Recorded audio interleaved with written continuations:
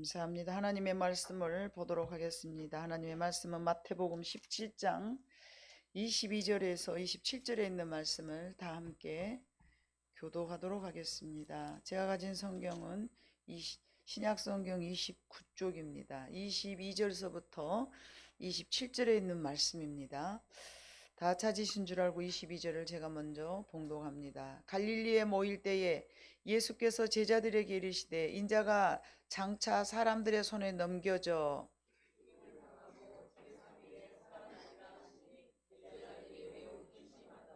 가버나움에 이르니 반세겔 받는 자들이 베드로에게 나와 이르되 너의 선생은 반세겔을 내지 아니하느냐.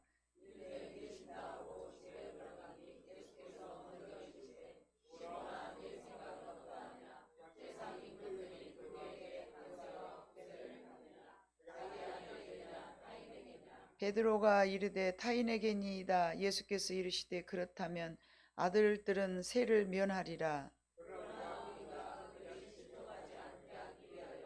내가 바다에 가서 낚시를 던져 먼저 오르는 고기를 가져 입을 열면 돈 한 세겔을 얻을 것이니 가져다가 나와 너를 위하여 주라 하시니라. 아멘.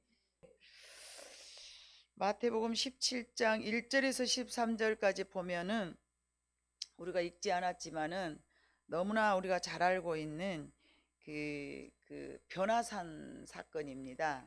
변화. 예수님께서 변화된 모습으로 사랑하는 세 제자들 베드로, 야고보, 요한에게 이제 예수님의 변모된 모습 너무 감탄스럽고 우리가 상상할 수 없을 만큼 너무 그 좋은 모습을 보여주시는 거예요. 이 세 제자는 특별히 하나님 앞에 12제자 중에서도 더 예수님께서 이렇게 더 사랑했다, 신뢰했다 이런 말들을 하죠. 그래서 그거야 이제 주님만이 아실 수 있겠지만 우리가 보았을 때에 그 베드로와 야고보와 이 요한 세 사람을 데리고 산으로 올라가셨다 그랬는데 이 산이라는 것은 이제 그 헐몬산일 수도 있고 다볼산일 수도 있다. 이 두 가지 산으로 이제 추정을 하는데 그 산이 약 2,800m 높이죠. 상당히 높죠. 2,800m 높이면 상당히 높습니다. 근데 이 상당한 높이에 올라가서 예수님께서 제자들과 함께 아름답게 변하는 그 변한 모습을 보여주셨습니다. 그 변한 모습을 이렇게 우리가 볼 때에 거의 신적인 모습으로 보여주셨죠. 그런데 그때 당시 고대 그 당시에는 하나님의 나타남, 하나님이 우리 인간에게 보여주실 수 있는 그 하나님이 나타남을 지금처럼 성령님이 우리 마음속에 내주하고 계시고 그런 시대가 아니었기 때문에 하나님이 임재하셨다, 하나님이 나타났다 그러면 꼭 산에서 나타나셨어요. 그래서 시내산, 갈멜산, 헐몬산 이렇게 산들이 나오죠. 그래서 예수님이 그런 변모한 모습을 경험한 제자들이 너무 기쁜 거예요. 너무 기쁨이 넘쳤을 거예요. 그래서 천상의 모습, 하늘에서 보여질 수 있는 모습을 이 땅에서 봤기 때문에 너무너무 감사한데 또 그나마 이미 죽어버린 모세와 엘리야를 함께 보았어요. 예수님의 제자들이 이미 죽어버린 모세와 엘리야를 같이 보니까 그 같이 천사의 모습으로 보여줬을 때 얼마나 아름다웠겠습니까? 그리고는 그렇게 보여준 것뿐만이 아니라 17장 5절에 봐보면은 이제 그 하나님이 음성도 직접 들려주신 거예요. 말할 때에 호련히 빛난 구름이 그들을 덮으며 구름 속에서 소리가 나서 이르시되 이는 내 사랑하는 아들이요 내 기뻐하는 자니 너희는 그의 말을 들으라 하시는지라. 예수님이 하나님이 아들인지 뭐 사람들은 아니다 그러고 막 그렇게 혼란스럽고 확실히 긴지 아닌지 모를 때에 이 세 제자에게는 하나님이 아들이란다, 내 아들이란다, 그러니까 너희는 이 말을 들어라 그렇게 하나님 직접 말씀해 주셨어요. 얼마나 그러니까 이 황홀경에 빠졌겠습니까? 근데 예수님께서는 그 말씀을 듣고 난 다음에 이제 너희는 그 말을 아무것도 하지 마라. 9절의 말씀. 내가 죽고 난 다음에 말을 하지 내가 살아있는 동안에는 이 말을 누구에게도 하지 마라. 그러고 이제 좀 이렇게 그 단속을 시킵니다.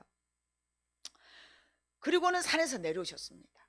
그런 아름다운 모습을 보시고 이제 산에서 내려오셨어. 딱 산에서 내려오셨는데 14절부터 20절에 봐보니까 산에서 내려오자마자 어떤 귀신 들린 사람이 자기 아들이 귀신 들렸는데, 아, 큰일 났습니다. 우리 아들은 자꾸 귀신에 빠져서 뭐 불에도 들어가고 뭐 물에도 넘어지고 그러는데 이 내 아이를 고쳐주세요. 그리고 예수님의 발 아래 엎드려서 어떤 아주 그냥 한 아버지가 아주 그냥 자기의 상황을, 애절한 상황을 막 이렇게 이야기를 하는 거예요. 근데 예수님이 제자들을 3명만 데리고 갔으니까 나머지 9명이 있었잖아요. 근데 나머지 9명에게도 예수님께서는 이렇게 귀신을 쫓아낼 수 있는 능력을 주셨어. 전도하라, 너희들이 나가거라 그러면서 귀신을 쫓아낼 수 있는 능력을 줬어. 근데 이 제자들이 고치지를 못한 거예요.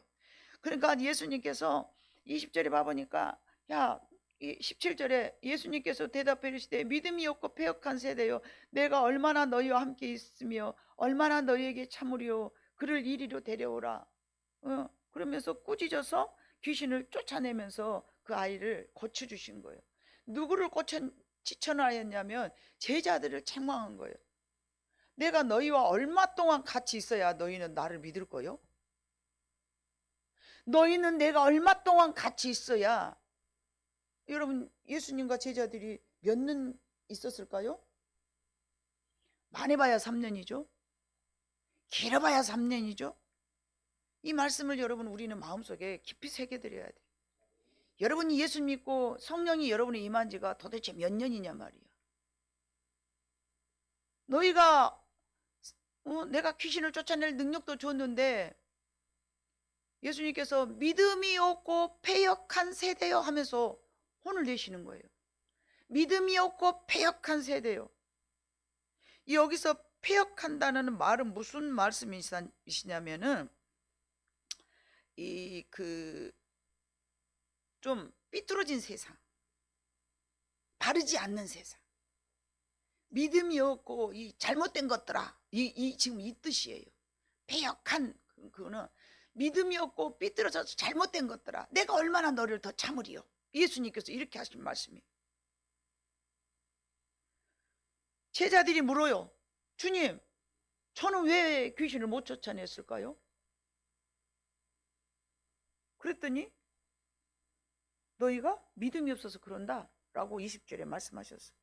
겨자씨만한 믿음만 있을지라도 너희가 쫓아낼 것인데, 겨자씨만한 믿음이 없었기 때문에 너희가 귀신을 못 쫓아냈다, 이렇게 말씀을 하시는 거예요. 여러분, 이 믿음이란 나의 신념을 말하는 게 아니에요. 우리는 착각해요. 나의 신념, 내가 이것을 할 수 있다라는 강한 의지. 그러나 예수님이 말씀하시는 믿음은 그게 아닙니다. 하나님이 나와 함께 계셔서 일하신다면 이 산을 들어서 저 산으로 옮길 수 있다라는 그거를 믿으라는 거예요. 여러분보다 산을 옮기라는 게 아니고, 하나님이 나와 함께 하신다면 이 산을 들어서 저쪽으로 옮길 수 있다. 근데 여러분들이 그걸 못 믿어. 그걸 여러분보다 옮기라는 얘기가 아니라니까요. 여러분보다 뭘 하라는 얘기가 아니고, 하나님이 나와 함께 하신다면, 하나님이 원하신다면, 하나님의 뜻하신다면 나와 함께 하셔서 내 뜻이 아닌 하나님의 뜻대로 이것을 이렇게 하실 것이라는 하나님을 믿는 믿음을 말하는 거예요. 근데 많은 크리스찬들이, 기독교인들이 착각하는 게 있어. 오늘 제자처럼 자기가 뭔가를 해야 될 것을 착각하는 거예요.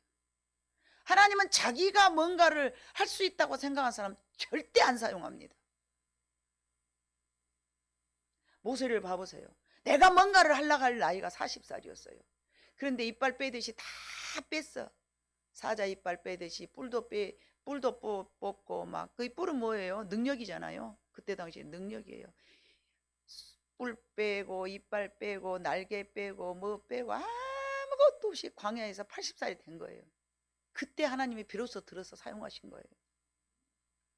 내가 뭔가를 할 수 있다라는 그거는요, 여러분, 우리 인간들, 하나님을 알지 못하는 사람들이 그것을 가지고 있는 것이고, 내가 뭔가를 할 수 있다라고 여러분 생각한다면 큰 비전은 없는 거예요. 하나님이 일하시면 이 작은 믿음이 있어도 산을 옮길 수 있다는 것이죠.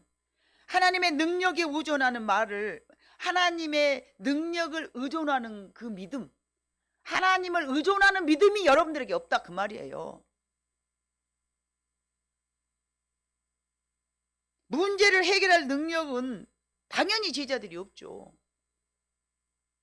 제자들이 어떻게 무슨 수로 귀신을 쫓아내겠어요. 그러나 하나님이 일하시면 제자들 안에는 불가능한 것이 없게 된 것을 믿으라는 얘기입니다.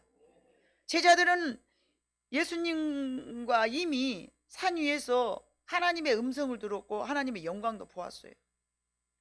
겨자씨와 같은 믿음만 있어도 너희들이 다 이거를 또 믿어야 된다라고 말씀한 22절부터 23절을 봐보니까 갈릴리에 모일 때 예수께서 제자들에게 이르시되 인자가 장차 사람들에게 손에 넘겨 죽임을 당하고 제3일에 살아나리라 하시니 제자들이 매우 근심하더라. 이거는 뭐예요?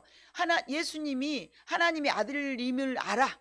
그런데 죽었다가 살아날 것은 안 믿었어. 그러니까 예수님이 십자가상에 못 박혀 돌아가시고 난 다음에 다 탄식하고 울면서 힘들어한 거야. 내가 뭐라고 말했냐? 다시 살아나서 내가 갈릴리에서 만나자고 했지 않냐? 근데 그걸 믿었던 사람이 아무도 없었어요.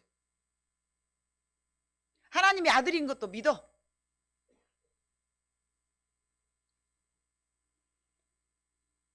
그냥 근심만 한 거야. 반응이. 내가 죽었다가 살아날 거야. 그랬더니 23절 죽임을 당하고 제3일에 살아나리라 하시니 제자들이 매우 근심하더라. 안 믿은 거예요. 못 믿은 거예요. 왜 못 믿었을까요, 여러분? 사람이 죽었다가 살아난 것을 단 한 번도 본 적이 없으니까. 그럼 여러분들 지금 예수님 본 적 있어요? 근데 왜 믿으세요? 왜 믿는 거예요? 보이지 않지만 믿는 거, 그것이 믿음이라는 거죠. 그 믿음까지는 있어요.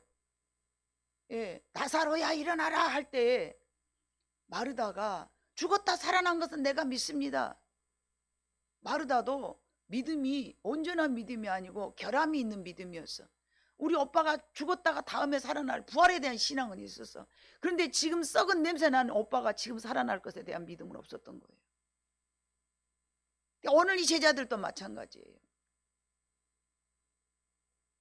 내가 귀신을 쫓아낼 수 있는 믿음은 없는 거예요. 1절부터 13절까지 내용은 하나님의 아들 되심과 예수님께서 십자가에 못 박혀 죽으시고 부활하실 것에 대해서 말씀하셨던 거예요. 1절부터 13절은 것은 우리가 본문으로 읽지 않았지만은 예수님께서 베드로와 야고보와 요한을 데리고 산에 올라가서 뭘 보여주시냐면 너희는 죽었다가 이렇게 살아날 거야. 이걸 보여주신 거예요. 안 믿으니까, 못 믿으니까. 그 세 명에게 보여주셨어요. 그리고는 아무 말도 하지 마라 이렇게 말씀하셨어요. 그래서 여러분 이 마태복음 17장은 믿음에 관한 내용을 처음부터 끝까지 다 쓰셨거든요. 그런데 여러분들은 무슨 믿음은 있고 무슨 믿음은 없는가 여러분이 살펴보세요. 이 17장에 있는 내용은요, 예수님은 하나님이 아들이심을 믿어야 했어요. 이게 바로 1절부터 17장 1절부터 5절에 있는 말씀이었어요. 하나님께서 직접 말씀하셨어요. 5절에 말할 때에 호련히 빛난 구름이 그들을 덮으며 구름 속에서 소리가 나서 이르시되 이는 내 사랑하는 아들이요 내 기뻐하는 자니 너희는 그의 말을 들으라 하시니라. 내 아들이라는 것을 하나님께서 말씀해 주셨어요. 그러니까 예수님은 하나님의 아들 되심을 믿어야 했던 거예요. 1절부터 5절까지의 내용이. 그 다음에 우리가 조금 전에 읽었던 22절과 23절은 죽었다가 다시 살아날 것을 믿으라고 예수님께서 말씀하신 거예요. 아멘. 두 가지는 이제 밝혀졌죠.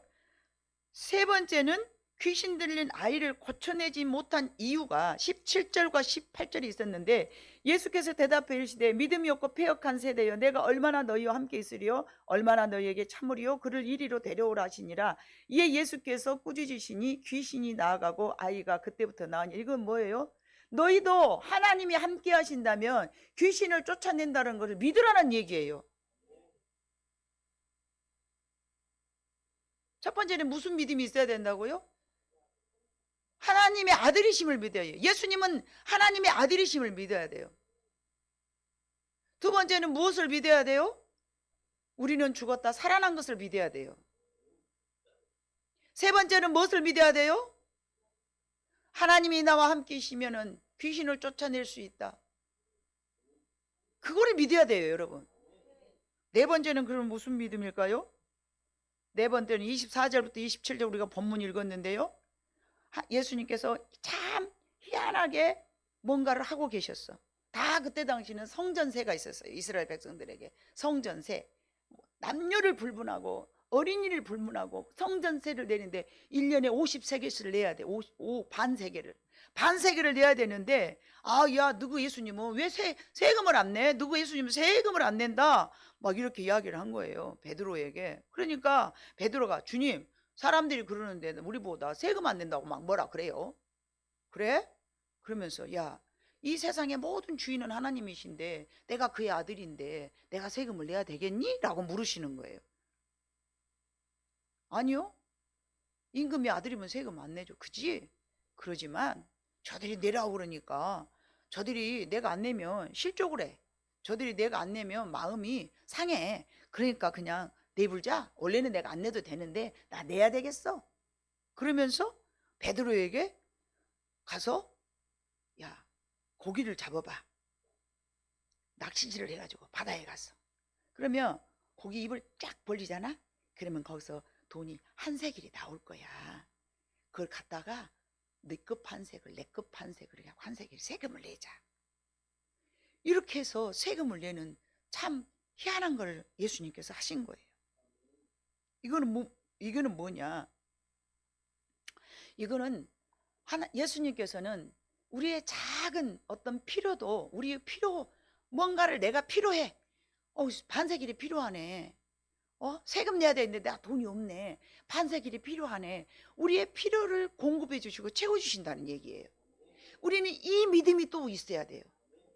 예, 다시 번복드린다면 이 마태복음 17장은 믿음을 요구하시는 믿음의 장인데, 히브리서만 믿음장이 아니라 17장도 믿음의 장인데, 이 네 가지 믿음이 있어야 돼요. 첫 번째는 예수님은 하나님의 아들 되심이라는 걸 믿어야 되고, 두 번째는 부활을 예수님이 죽었다 다시 살아나셨듯이 우리도 그 예수님이 부활하신 것을 믿듯이 나가 죽었다가 또 살아난 것을 믿어야 되고, 세 번째는 무엇을 믿어야 되고요?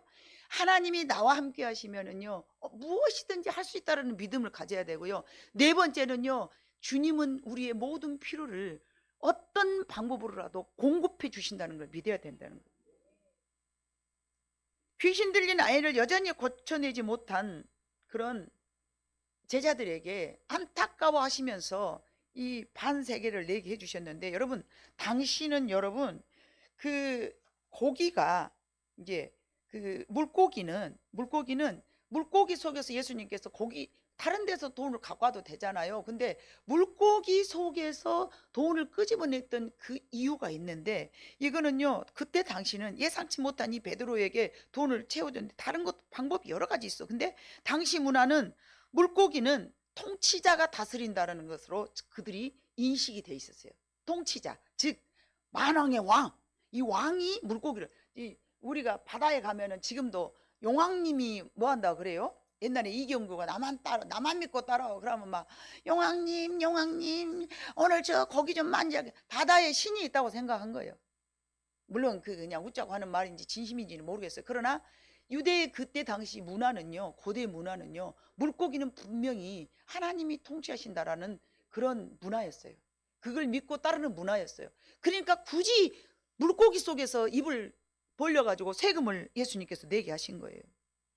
마태복음 7장 10절에도 봐보면요, 무슨 말씀이 있냐면요, 생선을 달라 하는데 뱀을 줄 사람이 있겠느냐 하면서 그 생선에 대한 것이 나오잖아요. 그 마태복음 4장 13절로 21절에도 봐보면요, 무슨 말씀이 나오냐면요, 그 오병이의 기적이 나와요. 오병이의 기적이. 그 다음에 또 19절로 20절, 마태복음 14장 19절로 20절 봐보면, 먹고 남았더라 그러면서 물고기에 대한 것이 나오잖아요. 그 다음에 마태복음 15장 32절로 39절 중에 있는데, 그 중에도 봐보면요, 사병 사병이여. 그래서 그걸로 4,000명을 먹었다. 이 말씀이 나와요. 칠병이여, 칠병이여. 예, 칠병. 예수께서 이르시되 너희에게 떡이 몇 개 있느냐? 이르되 7개와 작은 생선 2마리. 계속 그 물고기에 관한 이야기들이 자주 나왔어요. 하나님은 우리에게 이처럼 5병이어도 마찬가지고 7병이어도 마찬가지고 그들이 먹을 것이 없었을 때 하나님께서 먹이시고 채우심을 우리가 성경에서 여러 군데 나와 있는 것을 우리가 알 수가 있습니다. 예. 마태복음 7장 10절도 야, 자녀가 생선을 달라고 하는데 뱀을 줄 자가 있냐? 우리가 필요한 거, 하나님 저 이거 주세요 그랬는데 필요한 것을 채워주시지 어떻게 그렇게 해로운 걸 줄 수 있냐 이 말이에요. 아멘? 예, 그래서 아버지로서 자녀의 모든 필요한 것을 채워주시는 하나님이라는 말씀이 여기저기 나와 있는 거예요. 불쌍히 여기시고 우리의 마음으로는 전혀 예상치 못한 방법으로 기적을 베푸셨어요. 소년의 도시락 한 도시락을 가지고 막 축사하시고 먹고 남았잖아요. 그것처럼 우리가 예상치 못할 방법, 우리가 상상할 수 없는 그런 방법으로 하나님은, 예수님은 우리에게 먹을 것을 채워주신, 그냥 그때 상황에 도시락이 없어서 그랬나 봐, 그게 아니에요. 우리가 뭔가 필요로 할 때 하나님 앞에 그냥 있으면 안 되고요, 반드시 하나님 앞에 기도할 때 우리의 필요를 채워주신다는 것이죠. 세상의 모든 것은 다 하나님의 것이라는 것을 말씀하시기 위하여서 굳이 물고기의 입에서 반세계를 끄집어내신, 한 세계를 끄집어내신 하나님이라는 것을 우리가 알아야 될 것입니다. 세상은 모든 것이 하나님의 소유이고 또한 우리도 하나님의 소유인 거예요. 하나님의 백성 삼아주셨다. 우리가 다 기도하잖아요. 나 같은 죄인을 하나님 백성 삼아주셨다. 여러분 생각해 보세요. 마태복음 7장 10절에 있는 말씀이 무슨 말이죠? 네 자녀가 생선을 달라는데 어떻게 뱀을 주겠냐? 네 자녀가 떡을 달라는데 어떻게 돌을 주겠느냐? 제가 이 말씀을, 이 성경 구절을요, 한 30몇 년 전에 하나님의 음성을 저한테 들려주시더라고요. 제가 무슨 사업을 하다가 실패를 했어요. 사업을 하다가 실패를 해서 퍽퍽해서 교회 가서 기도를 하는 거예요. 마룻바닥에 엎드려가지고 하나님 제가 너무 힘들어요. 이거 너무 힘든 일이 생겼어요. 그랬더니 상상하지도 않은 그 말씀을 저한테 탁 주시는 거예요. 자녀가 뱀을 달라간데 돌을 줄 자가 어디가 있느냐? 자녀가 떡을 달라간데 돌을 줄 자가, 자녀가 생선을 달라 뱀을 줄. 이 말씀을 딱 생생하게 저한테 말씀해요. 그때는 말씀을 많이 읽지도 않았어요. 총 다해서 한독도 못 이루는 상황이에요. 이런 무슨 말씀이, 이 말씀이 어디에 있는지도 몰랐어요. 그래서 깜짝 놀라서 이게 무슨 말씀이냐 하고 기도하다가 눈을 뻥번떡 이렇게, 이거 무슨 말씀이지? 사업하다 실패했는데, 부도 났는데 깜짝 놀랐어요. 그래서 저는 제 생각한 대로 하나님께서 나한테 돈을, 그때는 제가 돈이 귀한 세상이니까 돈을 나한테 주시려고 그러신가 보다 했지만, 그때만 해도 하나님이 저를 어떻게 사용하실 것에 대한 그런 그림조차도 그릴 수도 없고 무엇인지도 모르고 유아라 범벅 전주 비빔밥 아무것도 모르고 영적인 세상이 무엇인지, 성령이 무엇인지, 방언이 무엇인지 아무것도 모를 때였어요. 그런데 이제 뭐 준다 그랬으니까 좋은 거 주실라니까 그러면 뭐 하나님 내가 잊어버린 거 다시 되돌려 주실라나, 그렇게 생각을 했었어요.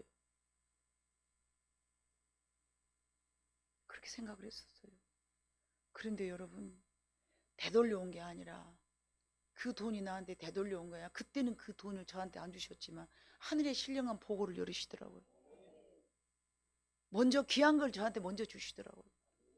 돈을 먼저 줬으면 제가 돈 따라가니라고 하나님 이렇게 깊이 못 만났을 것. 너무나 잘 아시니까. 하나님은 저보다 저를 더 잘 아시니까 돈을 안 주시고 하늘의 것을 먼저 주시더라고요. 그리고 난 다음에 어느 정도 하나님께서 이제는 나를 배반하지 않고 물질보다 나를 더 사랑하겠구나, 이것이 어느 정도 통과가 되고 나니까 그 다음부터는 하나님께 내 필요한 모든 것을 다 채워주시더라고요.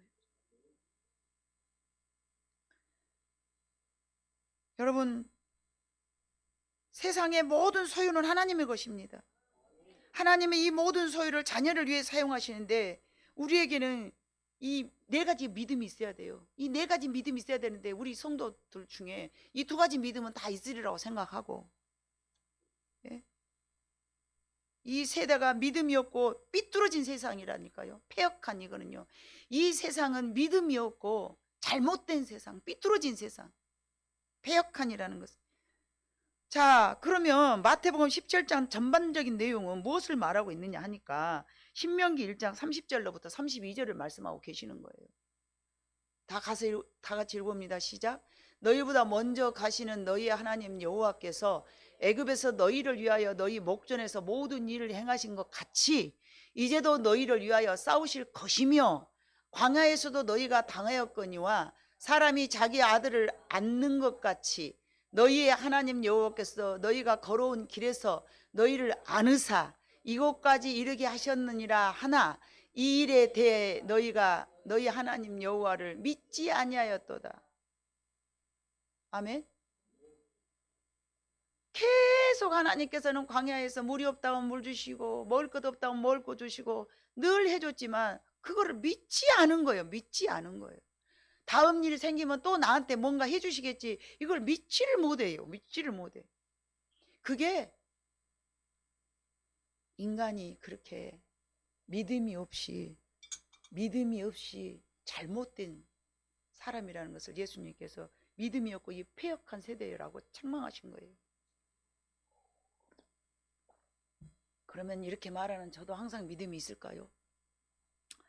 늘 하나님께서 많은 것을 경험하게 하셨지만은 망각한 것이 우리 인간이더라고요. 다 해주신다고 했는데 또 못 믿냐? 다 해주신다고 했는데 또 못 믿느냐? 오늘 아침에 일어났는데 탁 하나님 그 말씀을 주시는 거예요. 야곱에게 이제 에서를 이제 형을 낯을 피하여서 삼촌 라반 집을 갈 때에 돌베개를 베고 턱하니 누워 있는데 얼마나 심란했겠어요. 부모를 떠나서 엄마가 삼촌 집에 가 있어. 형이 너 죽이려고 그래. 그러니까 가 있다가 형이 분노가 좀 풀어지면 와. 이렇게 엄마가 말하니까 삼촌 집을 단 한 번도, 요즘같이 차가 있어요, 무엇이 있어요, 지도가 있어요, 무엇이 있어요, 모르는데 그냥 터덕터덕 광야에서 찾아가는 거예요. 근데 가고는 자고 있는데 하나님께서 사닥다리를 보여주시는 거예요. 이 사닥다리를 보니까 막 천사가 오르락 내리락 하고 보면서 내가 너와 항상 함께 있을 것이라고 약속해 주시는 거예요. 근데 그 약속해 주셨는데 야곱이가 삼촌 집에 있으면서 그걸 기억을 하던가요? 오늘 아침에 제가 그것이 떠오르는 거예요. 내가 야곱이다. 그렇게 하나님께서 나한테 별의별 것을 다 해주시고 그렇게 많은 기적을 다 경험했으면서 왜 순간순간 이렇게 놓치고 잊어버리고 불안해라가고 염려하고 근심하고 걱정하고 왜 인간은 이 모양 이 꼴일까? 야곱이에게 미리 말씀해 주신 하나님의 그 의도가 무엇이었을까? 야곱이에게 함께 하신다고 했는데 야곱이 인생이 어땠어요? 20년 동안 그 삼촌하고 살 때 인생이 여러분 어땠어요? 험했어요. 근데 우리는 생각할 때 하나님이 함께 하시면 험하지 않을 것만 생각하는 거예요. 그게 잘못된 거예요. 하나님하고 함께 하신 내 삶이라면 왜 이 모양이 꼴이야? 내가 원하는 것대로 안 이루어지잖아. 그게 우리가 잘못된 생각인 거예요. 하나님은 어떤 상황일지라도 야곱이가 형을 배반하고 아버지를 속이고 형의 복을 가로채우고 그랬기 때문에 그가 심은 것은 반드시 거두는 거예요. 함께 했지만 거두는 거예요. 야곱 인생이 그래서 험했어요. 삼촌 속여 먹었지, 아버지 속여 먹었지, 형 속여 먹었지. 평탄하지 않았어요. 그러나 하나님께서는 야곱하고 약속했던 그 언약이 결코 뭐였어요? 결코 너를 내가 떠나지 아니하리라. 마지막 인생까지 야곱은 하나님과 분리된 삶이 아니었어요. 어디서 무엇을 하든지 그와 함께 해주셨어요. 여러분, 사랑하는 성도 여러분, 우리가 원하는 꿈꾸는 것을 이루어지지 않았다 해서 하나님이 나를 안 사랑한다는, 우리는 이 착각에서 벗어나야 됩니다. 그리고 항상 우리는 이 두 가지 믿음은 있다 셈 칩시다. 없을 수도 있지만 있다 셈 쳐. 하나님은 살아계신 하나님의 예수님은 아들이시며 그가 부활이시며 생명이시며 우리 그렇게 안다 갑시다. 그러면 그 세 번째 네 번째도 우리는 믿어야 되는 거예요. 나를 통하여서 하나님이 일하신다면 무엇이든지 할 수 있다. 나의 필요를 모든 것을 공급해 주신다. 그 상황을 우리는 믿어야 됩니다. 연약한 성도가 세상 가운데서 어떻게 하나님의 자녀로 살아가야 되는가 하는 것을 우리에게 가르쳐 주시는 거예요. 변화산상에서 내려오니까 이 세상이 그렇게 하늘과 땅 차이인 거예요, 여러분. 산 위에 계신 예수님이 땅 아래에 있는 여기 와서 보니까 뭐 한 거예요? 변화산에서 예수님의 제자들이 막 와! 우와! 은혜를 겁나게 받아 딱 내려오니까 뭐예요? 패역한 세상, 믿음이 없는 세상. 우리는 이 패역하고 믿음 없는 세상에서 사는 거예요. 이 패역하고 믿음 없는 세상, 연약한 성도가 이 세상 가운데 살면서 하나님의 자녀로 살아가야 하는 거, 어떻게 하나님의 자녀로 살아가야 되나, 이거를 지금 말씀하고 계신. 야, 이 패역한 세상에 너는 어떻게 살래? 너 베드로, 야고보, 요한, 너 아까 변화산에서 하나님의 나라 봤지? 예, 봤어요. 그거 본 게 어쩌디? 너무 좋던데요. 그러면 이 땅 내려다보니까 너 어쩌냐? 아우, 지랄 같아요. 못 살겠는데요. 우리는 기도할 때는 하나님의 영광을 보죠, 여러분, 그죠? 기도할 때는 뭐 아멘 할렐루야 없는 믿음이 어디가 있어? 기도만 하면 믿음이 어디서 막 팍팍 쏟아. 근데 딱 세상에 나가면 어떤 마음이에요? 믿음은 어디 가불고 없고 답답한 것만 보이고. 이 베드로와 야고보와 요한, 예수님은 그런다 합시다. 이 세 사람이 금방 전에 그 영화로운 걸 봤는데 금방 내려오니까 세금 내라 뭐 대라, 야 너 선생님은 왜 이렇게 세금을 안 내냐, 막 이렇게 했어 할 때에 우리가 지금 그런 상황이라고. 여러분, 산위에서 예수님과 함께 있었을 때, 자 이제 여러분 우리 교회를 산위라고 상상을 해봅시다. 교회 있을 때는 안 될 것이 하나 없을 것 같은 믿음을 갖고 있죠, 여러분. 그런데 집에만 가면은 세상이야. 그럼 의자 사까이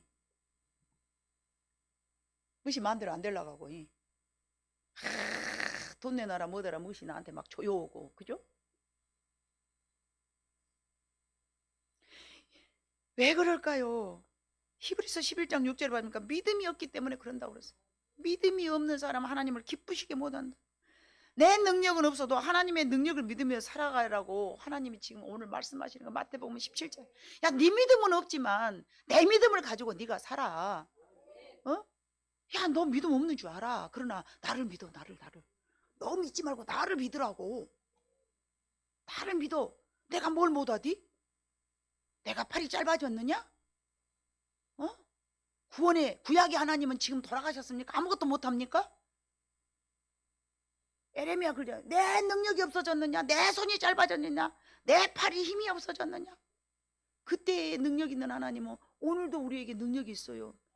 그런데 왜 우리가 그 능력을 못 만날까요? 믿음이 없고 패역한 세상에서 살아서 그래요. 이 땅은 믿음이 없고 삐뚤어진 세상이기 때문에 하나님의 자녀된 우리는 산 위의 모습을 여러분 소망하고 항상 그걸 바라봐야 돼. 그 능력을 기억해야 돼. 산 위의 그 능력? 예수님이 변하는데 하늘에서 막 소리가 나는데 우리가 거기 동참 안 했지만 동참했다고 여러분 가정을 해봐요. 얼마나 황홀경이었겠습니까? 죽은 엘리야가 살아나고 모세가 살아나가지고 반짝반짝 빛나는 하얀 옷을 입고 하나님께서 이는 내 사랑하는 아들이냐 막 이런 음성이 들리고 막아가지고, 여러분 상상해봐보세요. 얼마나 좋겠어요, 그죠? 미치 환장하겠죠. 권사님, 내가 권사님 보니까 무슨 생각이 드냐면, 우리 유아처에서 워낙 아량이 넓으신 게 이해하시려 믿어갖고 우리 권사님 참 예수님 만났을 때 예수님한테 시집 가려고 막 먹었는가 모르겠어. 그랬을 것 같아 보여, 얼굴이. 왜 거기서 아멘해? 자기도 그랬다 이 말이지? 차가면 예입니다. 근데 유 집사님이 예수님이요. 왜 대답 안 하요? 예수님이 그러라 했잖아. 네 남편을 섬길 때 죽게 하듯 하라고. 우리 주님이시구나. 그러고 섬기고 살아요. 하나님께서는 우리에게 부활하신 예수님을 보여주셨던 이유가 있는 거예요. 그걸 소망하라는 얘기죠. 그 능력을. 믿음이 없고 삐뚤어진 세상에 살아가는 제자들에게 이게 그들이 알 수 없는 영역이었고 알 수 없는 능력이었어요. 그래서 지금 우리도 고통만 보면, 그 문제만 보면 문제가 엄청 커 보이고 고통이 엄청 커 보여. 그런데 그 문제 뒤에 우리의 필요를 채우신 하나님의 능력을 기억하지를 못하는 거예요. 우리의 모든 것을 채워주신 하나님을 여러분은 소망해야 될 줄로 믿습니다. 왜요? 이 세상의 모든 소유가 하나님의 것을 알리기 위해서 제자들에게, 베드로에게 어디 가서 고기를 잡아다가, 바다에 가서 고기를 잡아다가 입을 쩍 벌려보면 돈이 있을 거야. 왜 그렇게 복잡하게 예수님은 하시냐고요. 언제도 여러분에게 설명드리지만 예수님 참 희한한 걸 많이 하셔요. 소경을 눈을 뜨게 하면서 진흙으로 침 탁탁탁 받아가지고 그거 더럽잖아요. 예수님이 이렇게 하고 눈 딱 바르고 가서 씻어라 이래도 되잖아요. 굳이 침 탁탁 받아갖고 탁 이겨갖고 탁 하고 가서 씻어라. 그거 뭐하는 짓이냐고요. 왜 그러셨을까요? 언제 설교했는데 한 번 또 야서였구만. 잊어버렸구만. 내 것이 아니면 다 잊어버려. 그렇게 잘 잊어버렸어. 그래야 다음에 내가 또 해먹지. 다음에 말해주려는 게 지금 말하면 안 되겠어.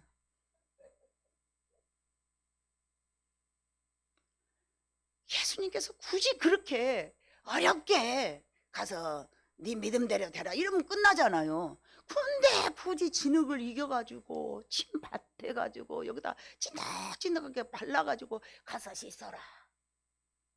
너무 신기하잖아요. 왜 예수님은 다양하게 이렇게 기적을 나타냈을까? 이러면 성경 보면서 좀 궁금을 해봐야 돼. 한참 여러분들에게 하나님 성경 읽으면서 좀 그 물음표를 많이 달아봐라. 물음. 왜 그랬지? 왜 그랬지? 이거는 왜 그랬지? 이거는 왜 그랬지? 그러다 보면 엄청 신기해요. 아멘? 그래가지고 물고기 입에서 한 세계를 낸 이유는요. 세상은 다 내 것이라고. 그들 문화는 그렇게 하면 알아먹어. 그게. 우리는 고기 물고기 누가 낚시하다가 돈 빠친 놈 이거 주워 먹어가지고 해필 그놈이 딱 걸렸을까? 우리 생각으로는 딱 그렇게 해. 맞지? 우리는 딱 그렇게. 아이고 갈치가 배고프다가 낚시꾼이 돈 빠친 놈 그놈이 딱 생각하고 있었는가 보다. 우리 생각은 그렇게. 근데 그들 문화는 그게 아니었어. 우와 물고기 속에서 물고기는 하나님 이 우주 이 주인이 이 통치자가 이거 다스리는 건데 와 그러면 저분은 하나님의 아들이구나 이렇게 믿어지는 그런 문화였어요. 그러니까 거기서 굳이 입 벌려가지고 돈 거기서 꺼내오라 그러는 거예요. 아무도 몰라도 누구는 알까? 베드로는 알죠. 아무도 몰라도 베드로는 알아. 내가 물어보지는 않았지만 베드로가 그래서 거꾸로 십자가 졌는지도 몰라. 내가 믿는 예수님은 하나님의 아들이 분명해. 세상의 모든 것을 하나님의 소유이기 때문에 하나님은 이 소유를 자녀들을 위해서 늘 사용하신다니까요. 레이기에도 있고 또 이렇게 잠언서도 보면 있고 그런데 이렇게 불의한 재물을 많이 쌓아놓은 사람들에게 악해지면은 그 악한 사람들의 돈을 뺏어다가 누구를 줘본다고 그랬어요? 의로운 사람한테 준다고 그랬죠. 예? 의롭기만 해도 돈이 내 앞에 오는 거야. 은혜 자매 알았지? 아무것도 안 해도 돼. 나 의롭게만 살자. 그러면 세상에는 재물이 다 나한테 올 수도 있어. 내가 의롭게만 살자. 겁나게 멋있는 신랑도 나한테 올 수 있어. 그렇게 막 믿어야 돼.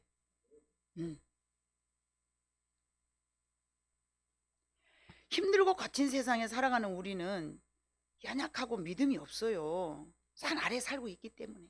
아멘? 산 아래 살아가는 우리가 산 위의 능력이신 하나님이 우리 아버지가 되심을 믿음을 살아가야 돼요. 산 아래에 있는 사람들은 그렇게 할 능력이 없는 거예요. 왜요? 믿음이 없고 패역한 세대에 살기 때문에. 그런데 산 위에 예수님이 이 땅에 오셔가지고 우리에게 산 위의 것을 다 보여주시면서 책임져 주신다고 말씀해 주셨잖아요. 다른 사람 몰라도 베드로, 야고보, 요한은 아마도 예수님이 이 땅에 계실 때 다른 사람들은 기억할 수 없는 것들을 이 세 사람은 기억했을 거예요. 제 생각할 때. 예수님이 가시고 난 뒤로도 예수님이 부활할 때 그 모습이 너무 화려하고 너무 얼마나 좋은 베드로가 거기서 뭐라 그래요? 주님, 여기다 초막 셋을 짓고 하나는 엘리야를 위하여, 하나는 주를 위하여, 하나는 모세를 위하여 장막을 짓고 여기서 산 아래 내려가지 마, 여기서 삽시다 그러잖아요. 얼마나 좋으면 그랬겠어요.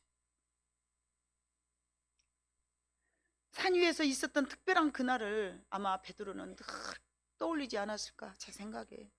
그래서 그들은 예수님이 떠난 이후에도 그의 삶은 성공적으로 끝나지 않았을까. 여전히 우리도 지금은 산 아래서 살고 있습니다. 이 땅은 믿음이 없고 삐뚤어진 세상에서 어떻게 이 세상 산 아래의 삶을 성공적으로 살아갈 것인가. 예수님께서는 3명의 제자들에게 나타내 보여주셨듯이 저와 여러분에게도 늘 보여주신 줄로 믿습니다. 그래서 그 변화된 모습, 마태복음 17장 1절로 15절에 있는 말씀을 우리가 다시 한번 읽으면서 여러분 한번 떠올려 보시기를 바라요. 여러분의 상상에게 내가 오늘 영화 감독이 됐다 그러면서 확 한번 상상을 떠올려서 봐. 자, 시작. 엿새 후에 예수께서 베드로와 야고보와 그 형제 요한을 데리시고 따로 높은 산에 올라가셨더니 그들이 앞에서 변형되사 그 얼굴이 해같이 빛나며 옷이 빛과 같이 휘어졌더라. 그때에 모세와 엘리야가 예수와 더불어 말하는 것이 그들에게 보이거늘 베드로가 예수께 여쭈어 이르되 주여, 우리가 여기 있는 것이 좋사오니 만일 주께서 원하시면 내가 여기서 초막 셋을 짓되 하나는 주님을 위하여, 하나는 모세를 위하여, 하나는 엘리야를 위하여 하리이다. 말할 때에 호련히 빛난 구름이 그들을 덮으며 구름 속에서 소리가 나서 이르시되 이는 내 사랑하는 아들이요 내 기뻐하는 자니 너희는 그의 말을 들으라 하시는지라. 아멘. 이 변화산산을 제자들에게 보여주시면서 바로 폐역한 믿음 없는 세상을 왔다 갔다 하셨을 때에 예수님의 그 마음이 어땠을까? 제자들은 그거를 또 보고 적응이 안 되는 그 세상을 보고 어떤 마음으로 살았을까? 그러면서 우리 성도들이 마치 우리는 그런 세상을 살고 있구나. 하나님을 바라볼 때는 뭔가 능력이 있어서 굉장히 황홀경에 빠지는 그런 막 설레고 하나님 얼른 빨리 주님 만나고 싶고 주 예수의 오시옵소서 막 그런 마음으로 살다가 암울한 세상을 바라볼 때는 떡심낙심 되잖아요. 그런데 여러분, 오늘 주님께서 말씀하신 말씀을 우리에게 왜 허락하여 주셨는가? 소망 삼고 너희는 이 땅에서 그런 마음으로 살아야 된다. 어떤 마음? 믿음을 가지고 살아라.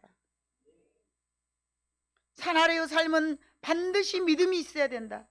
겨자씨 같은 믿음만 있을지라도 이 삐뚤어진 세상에서 필수적으로 갖춰야 될 것은 너희는 믿음이다. 이렇게 말씀하신 것으로 저는 생각이 듭니다. 돈도 필요하고 지식도 필요하고 우리를 재미롭게 해줄 음악도 필요하고 아름다운 옷도 필요하고 다 필요합니다. 우리가 이 세상 살아가는 거. 그러나 그 중에서 가장 필요한 거 믿음이라는 사실을 기억해 주시기를 바랍니다. 하나님께서는 우리의 모든 필요를 도와주시는 하나님이시다. 다만 내가 하나님 앞에 엎드려 기도하지 않았다. 바라보고만 있었다. 뭐 이렇게 됐으면 좋겠다라고 소망한 것하고 여러분 기도한 것하고는 다릅니다. 한두 번 기도 안 되던데 아니요. 물이 변하여 포도주까지 됐겠다. 하나님의 양이 우리의 기도 용량이 있어요. 그 용량이 채워질 때까지 하는 거예요. 그건 하나님의 권한이니까요. 물이 변하여 포도주가 됐다. 뭔가 변화가 되려면요 하나님이 요구하신 만큼의 기도가 있는 거예요. 그거를 가르쳐 주는 사람이 저고요. 그래서 여러분들에게 그런 것들을 제가 제시했을 때에 하나님께서 내게 필요를 주시기 위해서는 내가 이러이러한 것들을 해야 되는구나, 그러한 마음을 가지시고 이 4가지의 믿음을 꼭 여러분 기억하시면서 믿음 없고 패역한 세상에서 승리하시는 여러분 모두가 되시기를 주님의 이름으로 축복합니다. 기도하시겠습니다. 사랑 많으신 아버지 하나님, 참으로 감사합니다.